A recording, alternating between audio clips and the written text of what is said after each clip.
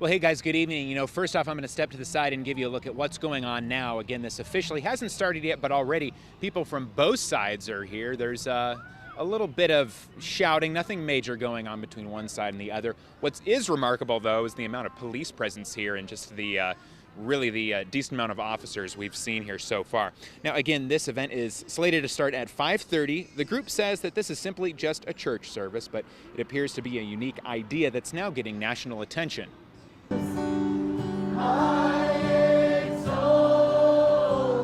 This is video from one of the group's events about a month ago. They say around 500 people showed up.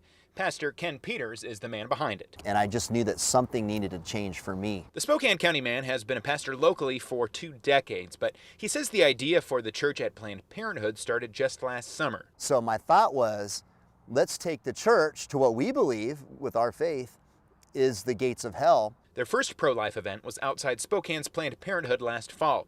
Peters says there's been an event each month since then. The group is quick to say that their events are not protests. We're not there to bother anybody or harass anybody. We are there simply to worship the Lord. That's what's so beautiful about this idea. Peters says anyone who shows up to their events and starts being aggressive would be asked to stop. It's an idea that's been receiving some national attention.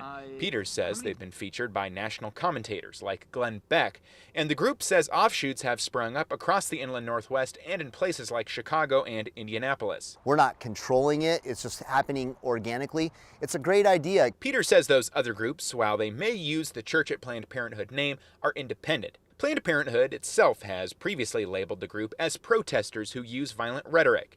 In a statement sent to KREM, a regional spokesperson said the organization plans to collect donations tonight to, quote, show there are more people in our community who support Planned Parenthood than there are harassing and shaming patients from the sidewalk. They use the words, a group harassing and shaming patients from the sidewalk. I guess what would you say to that?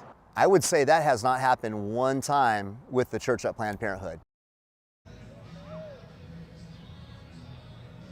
And again, as we mentioned, there are increased security measures for this event. We'll have more on that coming up on KREM 2 News at 6, along with another live look at what's going on. For now, reporting live in Spokane, Taylor Viydo, KREM 2 News.